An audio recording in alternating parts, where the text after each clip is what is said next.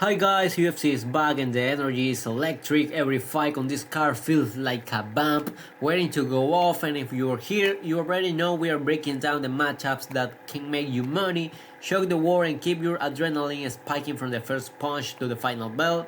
This is where chaos meets precision and where smart bettors get paid. Before we jump in, make sure you log in your picks using my welcome code joelmmapicks in a stake, and remember the referral link will be pinned down in the comments. So let's get straight into the action. So for the first pick we got Jan Blachowicz versus Bogdan Guskov. This one doesn't need 1,000 words. Jan is young, one of the most respected veterans in the sport, a man with legendary police power and a technical, patient style that breaks aggressive fighters. Guskov is dangerous, sure, but Jan has been in there with giants and survived it all.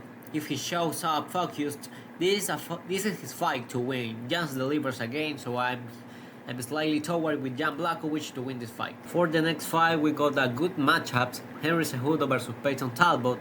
I know Cejudo is a legend, two-division champion, Olympic gold medalist, a good wrestler, but all signs point to his bank his final right, and when a fighter talks retirement before stepping into the cage, that hunger isn't the same.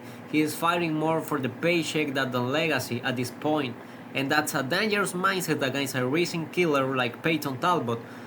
Talbot is fast, explosive, unpredictable, and fighting like a man entire in his prime.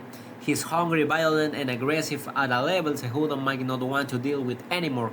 Unless Henry pulls a miracle, the new blood takes over, so I'm slightly toward with Talbot to win the fight. For the next matchup, a name that doesn't need a lot of words, Brandon Moreno versus Tatsuro Taira. This is the kind of matchup that tests everything, experience versus rising talent, and even though Moreno has had ups and downs, you can see him recovering piece by piece, sharpening his game again and fighting with a signature Mexican heart. The fact that he enters the fight as an underdog makes the pick even sweeter. Taira is slick, technically, and undefeated, but Moreno thrives in chaos and drags prospects into levels they've never felt before.